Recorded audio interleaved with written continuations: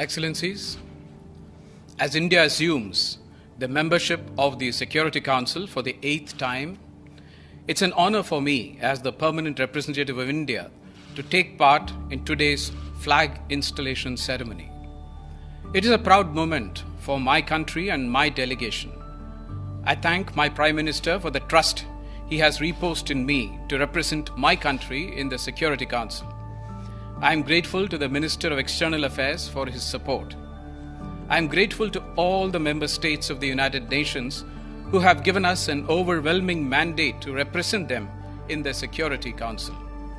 My deep appreciation to the delegation of Kazakhstan for instituting this practice of the flag ceremony, and our best wishes to Tunisia for helming the reins of the Security Council for January. Our appreciation to the outgoing members, Belgium, Dominican Republic, Germany, Indonesia, and South Africa. We are inspired by their contribution to the Council's work over the last 2 years. We welcome the delegation of Ireland, Kenya, Mexico, and Norway as we begin our 2-year journey together. Excellencies, the United Nations has completed 75 years of its existence, and so has the Security Council. India comes into the Security Council as the largest democracy, representing 1/6 of humanity, and with a very strong commitment to reformed multilateralism, rule of law, a fair and equitable international system, and to peace, security, and development.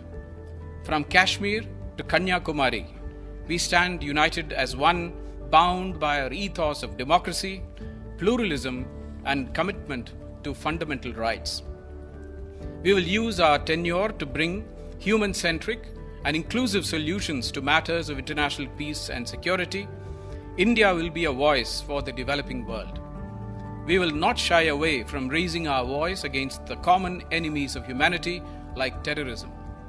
Peacekeeping, peace building, maritime security, women and youth, especially in conflict situations, and technology with a human face will receive our attention while on the Council.